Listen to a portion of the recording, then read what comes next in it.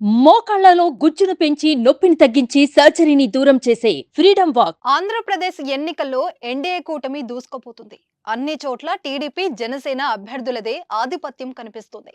దీంతో ఆ పార్టీ శ్రేణులు సంబరాలు మునిగిపోయాయి. మరోవైపు వైఎస్ఆర్సీపీ అభ్యర్థులు ముందే ఓటమిని ఒప్పేసుకుంటున్నారు. నిరాశగా కౌంటింగ్ కేంద్రాల నుంచి వెనుదిరిగిపోతున్నారు. ఇక నగరి నియోజకవర్గం నుంచి హ్యాట్రిక్ గెలుపును ఆశించిన నటి రోజాకు కూడా చేదు అనుభవం ఎదురైంది. కౌంటింగ్ ప్రారంభమైనప్పటి నుంచే టీడీపీ అభ్యర్థి గాలిబాను ప్రకాష్ రెడ్డి ఆధిక్యంలో కొనసాగుతున్నారు. ఏ రౌండ్లోనూ రోజాకు ఆధిక్యంలోకి రాలేకపోయింది. దీంతో అనుచరులతో కలిసి ఆమె తిరుపతి కౌంటింగ్ కేంద్రం నుంచి వెళ్లిపోయారు.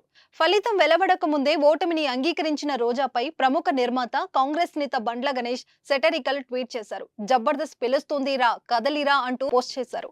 ప్రస్తుతం ఈ పోస్టు సామాజిక మాధ్యమాల్లో వైరల్ గా మారింది.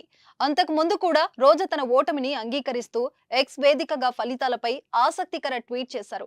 చిరునవ్వులు చిందిస్తున్న తన ఫోటోను పంచుకుంటూ భయాన్ని విశ్వాసంగా, ఎదురు దెబ్బలను మెట్లుగా, మన్నింపులను నిర్ణయాలుగా, తప్పులను పాఠంగా చేర్చుకొని మార్చుకునే వాళ్లే శక్తివంతమైన వ్యక్తులుగా మారుతారు అంటూ ఆ ఫోటోకి క్యాప్షన్ ఇచ్చారు. సుమన్ టీవీలో మీ పర్సనల్ అండ్ బిజినెస్ ప్రమోషన్స్ కోసం కింది నెంబర్కి కాంటాక్ట్ చేయండి.